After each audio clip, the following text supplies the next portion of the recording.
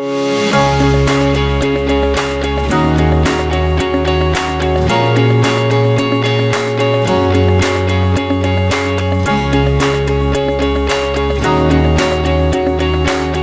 etorkizuna arduratzen dalako. Horregatik bozkatuko Juan Mari.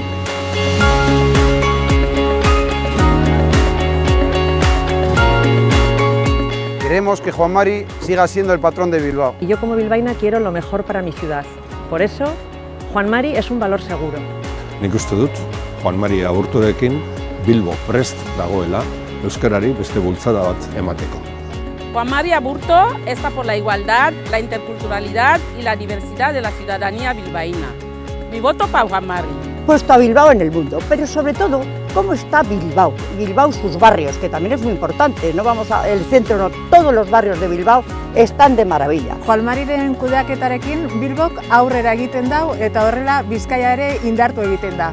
Vizcaya tiene la mejor capital del mundo, Bilbao, y Bilbao tiene el mejor capitán posible, Juan Mari. Los dos hacemos uno. Aurrera Juan Mari.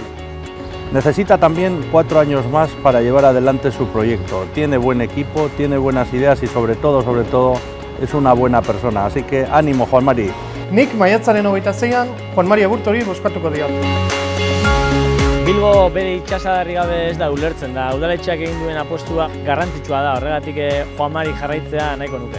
Confío en Juan Mari porque cree en Bilbao y mira al futuro a través de los ojos de sus gentes.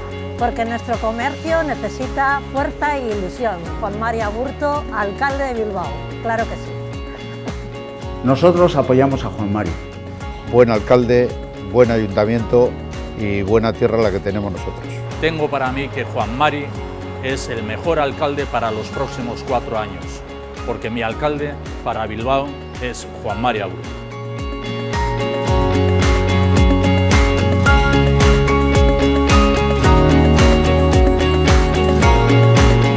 Gazteok ere, Juan Mari. Nos mueve Bilbao, bate eginik.